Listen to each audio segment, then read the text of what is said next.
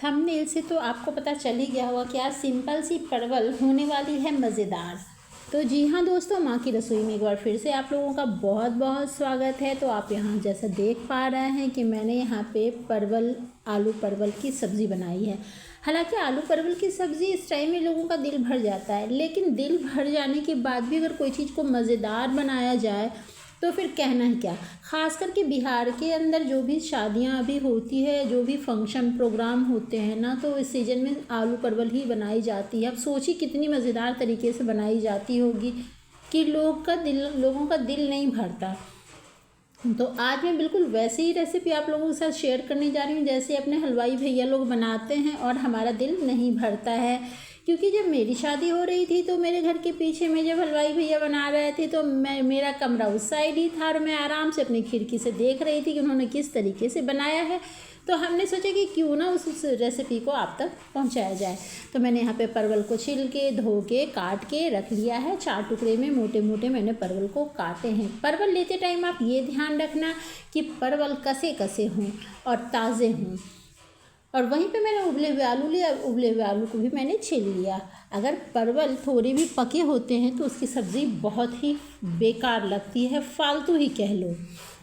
तो पर वैसे अगर कसे परवल की सब्ज़ी, भाजी या परवल फ्राई कुछ भी बना लो, बहुत मज़ेदार होती है। तो यहाँ पे बातों ही बातों में हमने लच्छे वाले प्याज भी काट लिए, और टमाटर भी मैं रफली ही चॉप करूँगी क्योंकि टमाटर को तो पीसना ही है।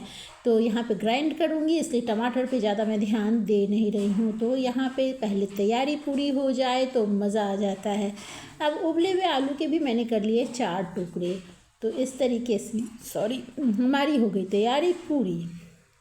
चलिए अब शुरू करते हैं अपनी इस रेसिपी को। यहाँ मैंने कढ़ाई में डाला है सरसों का तेल, लगभग 1.5 से 2 चम्मच भर के, टेबल स्पून जो हमारे खाने वाला चम्मच होता है उससे। और इस परवल को मैंने पहले काटने से पहले धोया था, आपने ध्यान दिया होगा। काटने के बाद बिल्कुल ना धोएं।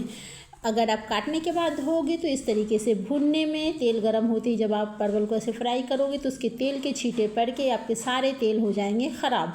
तो आप हमेशा काटने से पहले ही धोना, उसके बाद उसको पोंछ के फिर काटना। ऐसे मोटे मोटे टुकड़े ही काटना अगर आपको बनानी है इसकी सब्ज़ी। तो मीडियम हीट पे ये परवल फटाफट हो गई फ्राई। अब उसी बचे हुए तेल में मैंने आलू भी कर लिए फ्राई।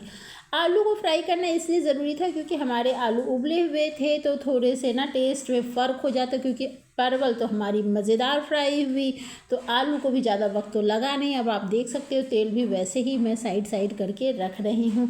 इसी तेल के अंदर मैंने ज़रा 1/2 चम्मच और तेल डाला, क्योंकि ज़्यादा तेल तो चाहिए नहीं, आलू परवल तो हमारी फ्राई हो ही गई है। बचे हुए तेल में ही 1/2 टीस्पून और मैंने तेल डाला, उसमें तड़का डाला और हींग डाली, ये तेज़पत्ता डाला। तड़का मैंने 5 फ़ोरन का डाला है, जिसमें अजवाइन, कलौंजी, सौंफ, मेथी, ज़ीरा होते हैं। उसको 5 फ़ोरन का तड़का कहा जाता है।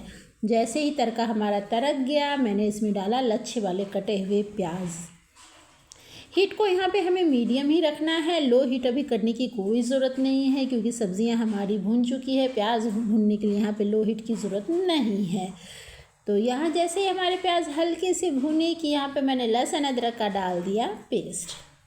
तो इस तरीके से जब तक हमारा ये मसाला तैयार होगा, मैं टमाटो प्यूरी कर लेती हूँ तैयार। और ये लीजिए हमारा टोमेटो प्यूरी, जो टमाटर हमने रफली काट के रखे थे उसको पहले पेस्ट बना लिया, और इसको मैं एक कटोरी में पलट लेती हूँ। आपको आज की रेसिपी इतनी पसंद आएगी, आपको बनाना हो जाएगा बहुत ही आसान आलू परवल की सब्ज़ी।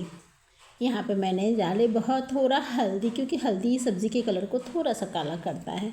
वहीं 1/2 टेबल स्पून धनिया पाउडर, और ये लाल मिर्च पाउडर 1/2 टेबल स्पून, और थोड़ी सी कश्मीरी लाल मिर्च, और ये रहा स्वाद अनुसार नमक। तो हल्दी, धनिया, मिर्च पाउडर, कश्मीरी लाल मिर्च पाउडर और स्वाद अनुसार नमक सबको टमाटर, जो हमारी टोमेटो प्यूरी तैयार हुई थी उसमें मैंने एक साथ मिक्स कर लिया। अब यहाँ पे जो प्याज हमारे भुने हैं उस प्याज में मैंने बिल्कुल थोड़ा सा डाला था पानी, ताकि हमें ऑयल की कमी फील ना हो। और जैसे ही वो उस थोड़े से कम पानी में भुनने लगे, उसी समय मैंने ये मसाले भी डाल के दिए भुन। आप इस तरीके से अगर बनाओगे तो बहुत कलरफुल बनेंगे, कम से कम तेल में भी ये बहुत ज़्यादा स्पाइसी चटपटा कलरफुल दिखेंगे। तो यहाँ पे क्या है ना फ्रेंड्स कि मतलब किसी भी खाने को या सब्ज़ी को बनाने में स्मार्टनेस होना बहुत ज़रूरी है। अब एक ही मसाले को अलग अलग बार बार उठा उठा के डालो से अच्छा है कि टोमेटो प्यूरी में हमने डाला और इस तरीके से मिक्स किया, भुना, और आप कलर तो देख ही रहे हो।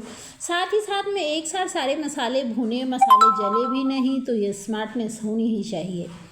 मैं उम्मीद करती हूँ हालांकि हमारी सभी बहनों के अंदर होते हैं इस तरीके के आर्ट, लेकिन कई बार कई भाई हम मसाले इतना अधिक भून देते हैं कि बस कहना ही क्या।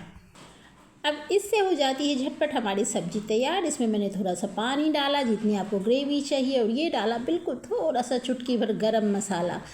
अब गरम मसाला डालने के बाद भी मैं एक उबाल लाऊंगी इसमें। और इधर दूसरी साइड में बना रही थी चावल, क्योंकि आलू परवल की इतनी मज़ेदार सब्ज़ी के साथ चावल ही अच्छी लगती है। आप देख सकते हो कितनी कलरफुल सब्ज़ी बनी है हमारी। एक साइड चावल तैयार हो गई, एक साथ सब्ज़ी।